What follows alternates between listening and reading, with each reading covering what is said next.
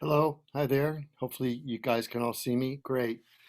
Thanks so much, Richie. Didn't mean to interrupt you, but like a friend of mine once said, you cannot get too much rock and roll. So what a great way to start off this showcase and a great way to start our fall session. So yeah, like Susan said, this is the 13th class on, popular American music that I've taught. And I'm proud to say I've debuted them all at OLLI Berkeley. Of course, most of them at the Freight and Salvage, and a place that we will return to shortly. Now, this is a course that I've always wanted to teach.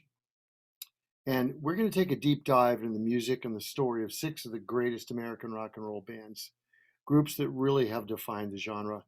The rich history of rock is full of brilliant songs and singers, but the essence of rock and roll has always been the band, the rock and roll band. That small, usually 4 to 7 piece ensemble made up of young musicians who caught lightning in a bottle together, taking their blues, R&B, rockabilly, folk, country, and jazz influences and combining all of those to create music that is timeless and inspiring and very emotional. A band is like a family. There's friendship, rivalries, tragedy, triumph, intense love. This course will take a close look at six of the most iconic, artistic, and successful of those groups. In the first 3 weeks, we'll cover a trio of the most impactful American groups in rock and roll history. The fourth week, we examine a band that was actually four-fifths Canadian but made their musical mark in the US. Weeks 5 and 6 will cover a band that was originally British but became a household word when they relocated to America. And we will devote the final 2 weeks of my course to a beloved late legendary American rocker. Now, for those few of you who are watching who have not taken my class, each session will include a slideshow with quotes and excerpts from books, and I've got some nice photographs, rare, selected music videos, live videos of the bands performing, and fascinating interview clips from documentaries. Also, of course, CD versions, both studio and live, of important recordings with some accompanying lyric analysis and a live music component that I will be doing right here from my house, where I'll play some material as well as demonstrate melodic themes, chord progressions, arrangement, production components, and aspects of those recordings.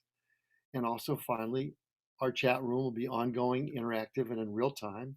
And you all can get to comment on, participate, and weigh in on any aspect of the class. So the syllabus, unlike we've had in previous years, which you can access online, consists of, as usual, suggested reading, viewing, and listening, but also an in-class audio and video playlist. So you'll get, if you missed the class or if you just want to look and see what we did that week, it's right there online. Real quick, this is the week by week course outline. Week 1, The Doors. The original poetry of Jim Morrison and his musical mates begets psychedelic rock.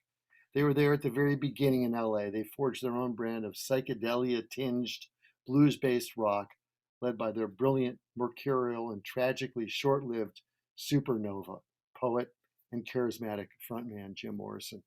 Week 2, we look at one of the greatest bands of all time, the Allman Brothers band who invented Southern rock, endured a lot of tragedy and persevered. Led by their soulful, blue-eyed lead singer Greg, they overcame the loss of older brother and guitar virtuoso Dwayne, and they made lasting music. Week 3, 4 young Canadian musicians meet an Arkansas drummer.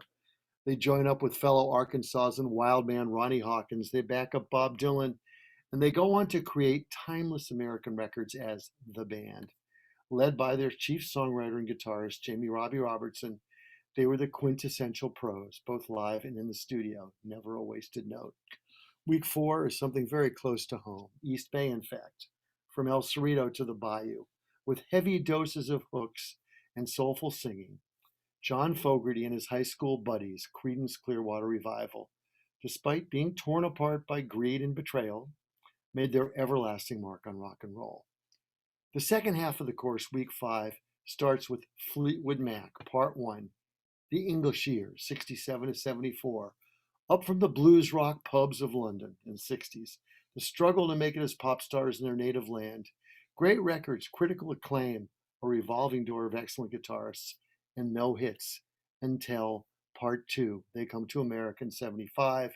They join up with a couple of young people from the Bay Area, Lindsey Buckingham and Stevie Nicks, who answer an ad, join forces with the existing 3 members of what was really British rock royalty, rejuvenate the band, and they get remarkable success. Next stop, superstardom. We will conclude our class with 2 weeks about Tom Petty and the Heartbreakers. Part 1, 76 to 83, bursting out of the youth center dances of Florida and taking the rock and roll world by storm, one great record after another. Endless tours of legendary live shows. Tom Petty and his bandmates exemplified, I believe, as much as any American rock and roll band, what a dedicated, selfless group of friends with a shared interest can achieve success, fame, and fortune without compromise. And we finished the class with the second half of Tom Petty's career, 85 to 98.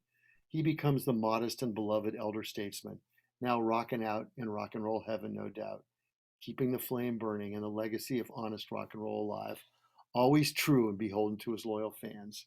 This class, like all of mine, is a labor of love. Sure, now there's an element of nostalgia and performance, but at the heart of this class and all of my OLLI courses is to get at, with your help, the emotion and passion of the music and how it makes us feel. After all, that's what rock and roll is all about: peace of mind and having a good time. So I hope to see you on those Wednesdays. Thank you very much. Thanks, Susan.